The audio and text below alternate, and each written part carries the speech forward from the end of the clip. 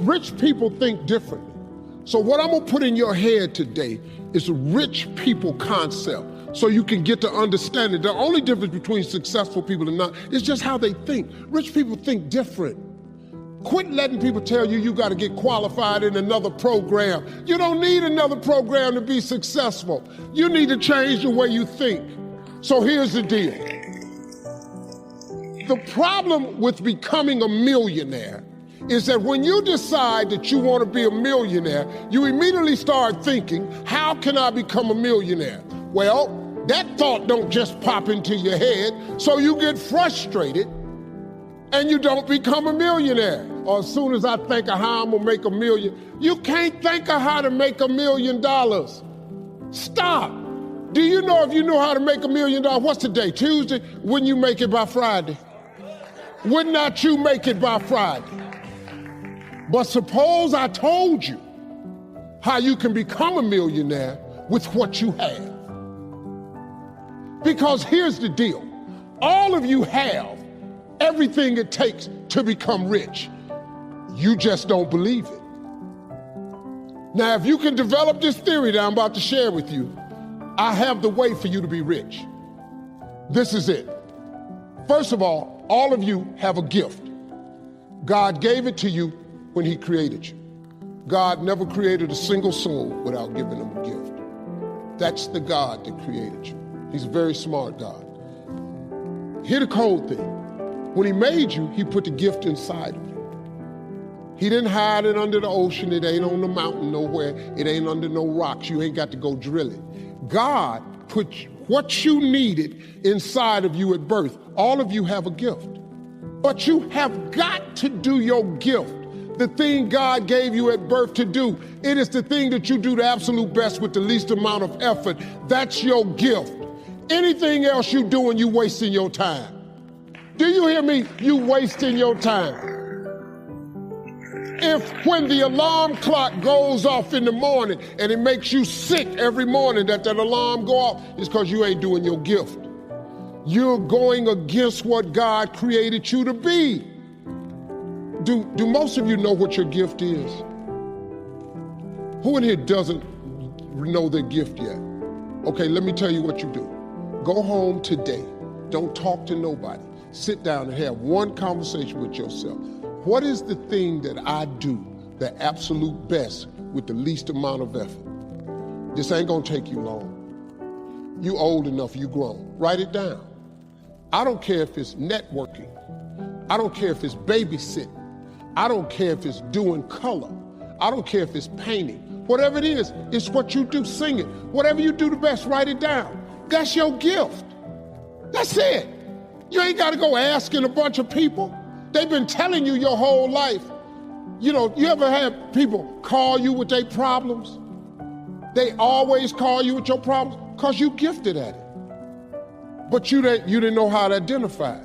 If you identify your gift. Now, let me ask you this question. This thing that you're gifted at, if you did it for somebody, do you think somebody would pay you $10 for your gift? Just $10. Could you babysit for $10? Could you cut somebody's hair for $10? Could you cut their grass for $10? Could you make them a chicken dinner for $10? Could you do something for $10? Everybody. Don't you have something somebody will give you $10 for? Okay, now, once you have something that somebody's willing to pay you $10 for, this is how this works. It's called the multiples of 10. See, you don't have to figure out how to be a millionaire. You just got to figure out the thing that makes you $10. So now here we go. You do it and you make $10. Soon as they pay you the 10, go do it 10 more times. Whatever it was. Watch some more kids 10 more times. Get another 10. You got $100. When you get $100, whatever you did to make that $100, listen to me, do it 10 more times. You ain't got to get tricky with it. Just do it 10 more times. You'd have made $1,000. Whatever you did to make the $1,000, don't get smart. Stay stupid now. Do it 10 more times. You have now made $10,000. Hold up.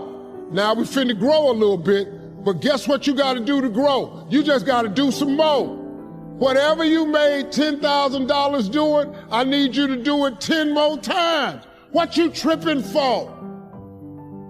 If you do it 10 more times, you got $100,000. Now you might have to hire some people to make this happen. You got to figure that part out. But all you got to do is do what you did for $10. Once you make $100,000, if you just do it 10 more times.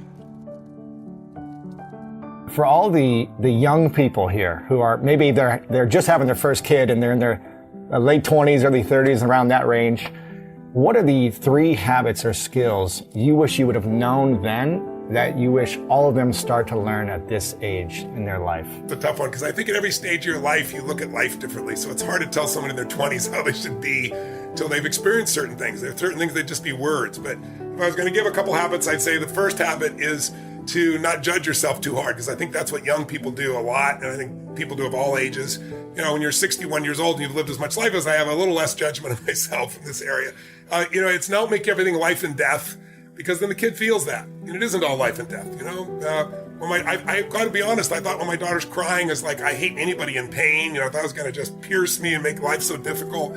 But fortunately, number one, she doesn't cry. She's like, I told my wife, I don't know how this kid came from us, because this kid is so zen. She cries when she's got to go to the bathroom, when she's got a diaper. She cries when she's hungry, but otherwise she's pretty zen. But the cry even then is different for me now. So it's not life and death. I'm not hyper judgmental of it. And then the third thing is decide what's most important that you want for your child. The 2 or 3 most important things. For me, is that child feels so incredibly loved. And for me, not yet. But as the child develops, it's developing a sense that life is something that's calling to you to give something, not to get something. I think if I could give any lesson to my child, it's the lesson of contribution, which makes life so meaningful. The depth of relationship that comes from having such a deep love. I think those 2 things are the minimum, but you got to decide, what do you want for your child? Because, you know, they're their own being. You're going to have your plans, how you think they should be, and then they're going to be how they are, right? But what you can shape is their value system, and not every individual value, but the global values. You know, that life is a balance, that of course you're going to go to extremes, but balance is how the body maintains. It's how life gets in balance. It's like, look for that. It's like, life is not about me, it's about we. That life is calling to you to give something. Don't ask what your country's asking for you, as, you know, a Democratic president once said. What are you going to do for your country? We kind of lost that theme, not only in our country, but in our parenting. And so I see a lot of kids today that are like, what is my parent doing for me? I could never imagine that thought in my life. My whole thing was like, what can I do for my parents was my focus. You know, what can I do? And all those little patterns lead to a life that is more meaningful and fulfilling. But I don't think over-controlling is not going to get you where you want to go, based on my history, because this isn't my first rodeo. I got 4 children before that, 3 of which I adopted. So I was 24 and had a 17-year-old son instantly, an 11-year-old, a 5-year-old, and 1 on the way. So you learn to grow differently. And, you know, my former spouse who had those kids, she'd been married twice before me, so they were from different parents. And so I adopted them all and brought them in my life. Probably got the greatest growth in my life from that experience of parenting. Take a bit of a look at yourself and think about what's not so good, that you could improve, that you should improve by your own standards, and that you would improve, you know, and set yourself a little goal. You know, maybe you're not studying at all at your university, or maybe you're at work and you've got this stack of paper there, you know, and you haven't looked at that damn stack for like a month, and you know that you should be, and you're bothering yourself at night because you're avoiding that. It's like, maybe think, well, I've avoided that stack of paper completely for 1 month. I'm quite a coward when it comes to whatever snakes might be hidden in that stack of paper. How about tomorrow I just put that stack of paper in front of me on my desk, and I glance through it for 15 seconds. See if I can do that. It's like, well, you set yourself a goal of improvement. You know, it's a humble goal, because really, are you such a coward that the best that you could bloody well manage after a month of avoidance is 15 seconds of exposure to a stack of paper? You know, it could easily be. You've been avoiding it, so you're obviously afraid of it, and so the situation could be that dismal and dire, and you might think, well, geez, it's no balm to my ego. It's not fostering the strength of my ego to recognize in myself someone who could only withstand 15 seconds of exposure to that thing I'm afraid of. And so that's a form of humility too. It's like, there's things you could do to improve, and you know what they are. And there's small steps that you could take, that you might take, that would put you in that direction. And then the question is, are you big enough to take those small steps? Are you capable of grappling with the fact that you're fundamentally flawed to the point where you have to break things down into almost childlike steps in order to manage them? And the answer to that is, yeah, you are. It's Napoleon Hill's book, Think and Grow Rich. And he said there's a secret in this book. And he said if you can find the secret in the book, you can have anything you seriously want. Now, you take a person that's unhappy, not very healthy, is in debt, you'd have a difficult time accepting that. I was 26 and I just couldn't accept the idea. But as Ray said, your way's not working, why don't you try his? And that's what I'd like to suggest to you today. If you're not getting the results you want, your way obviously isn't working, why don't you try ours? Now, I often mention that John and I have got license to brag about every idea we use because none of them are ours. We don't claim that we've originated these ideas. In fact, we openly admit we haven't. We've just gathered them from books here and seminars there and great teachers all over the world. And what we've done is put them together in an organized, coherent manner. So if your way is not giving you the results you want, I would suggest that you take a real serious look at these ideas. Now, I looked for the secret and I couldn't find it, but I found in one place here, he said,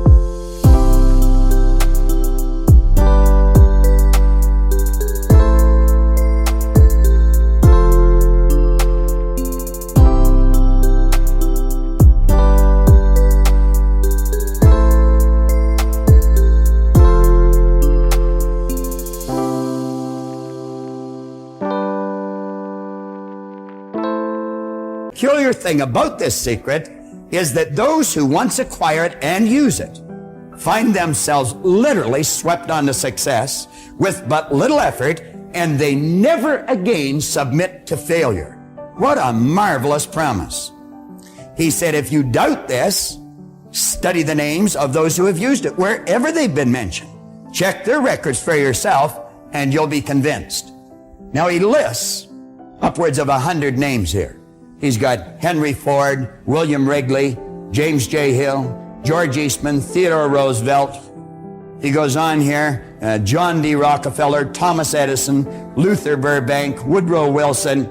How could I relate to any of those people? I couldn't relate to them. But you see, in that first part, he said, check their names or check their records wherever they've been mentioned. So I did that. And I got out books on Edison, and I got books on Rockefeller, and I got books on Woodrow Wilson, and all the great people that he had mentioned here. And you know what I found? I found they were no different than you. They were no different than me. Many of them had very little formal education, which made me feel fairly comfortable because I didn't either. Many of them had very, very rough roads to start on. But I found out we were essentially all the same. Do you know what was different? The results they were getting. And as I studied on here further, in his chapter on persistence, and he mentions that persistence to the quality or to the character of the human being is like what carbon is to steel. He said the only thing that he could find in Edison or Ford that he never found in everyone else was persistence. They'd get a hold of an idea and they'd stick with that idea. Where will you be in your business, in your life in 36 months? Not because you hope, because you decide.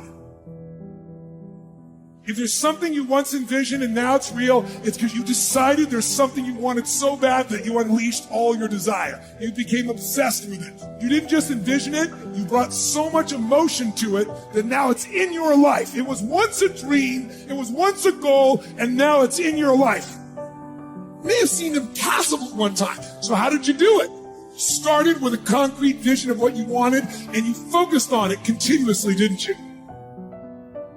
It's worth being around motivated, positive people. It's worth being up-tempo. It's easy to have faith and feel good when you're feeling good and you have no pain and your bills are paid and you got a clean bill of health from the doctor. It's easy to be motivated then. But when that's not the situation, it's hard. When you look in the mirror and you don't see the person that you once saw. It's hard. I know it's hard, but do it hard. What do you want me to tell you? That it's going to be a picnic? No, it's not.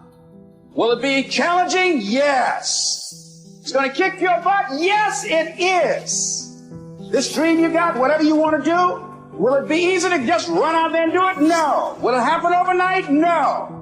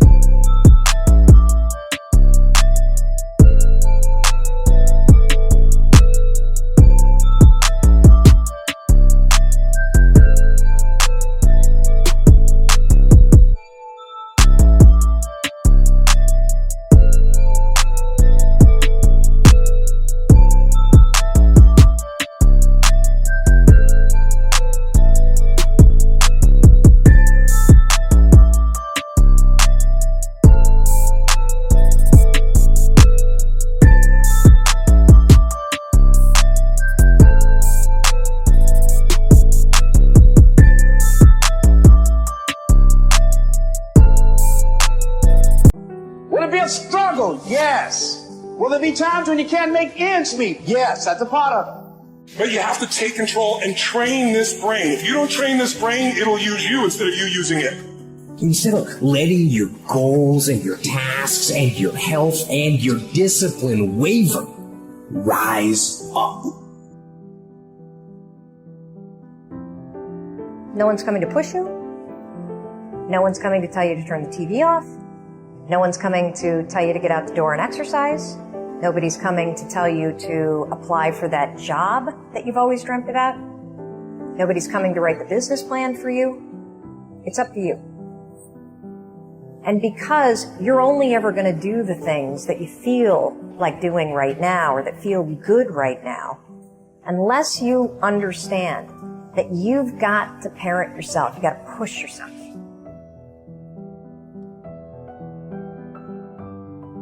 I hate when people give 70%, but they want the life of somebody that's giving 120%. I challenge you, your life is where it is because of the percentage that you give. You cannot bring a tree down by hitting it 1,000 times. If you hit a tree 1,000 times in 1,000 different spots, the tree is not going to fall. But if you hit a tree 1,000 times in that same exact spot, it's going to come to the ground. Your problem is you did hit it 1,000 times, but in 1,000 different places. You need to do me a huge favor. Stop trying to be deep. I need you to do the exact same thing every single day for the next 10, 15, 20 years and watch that tree come down.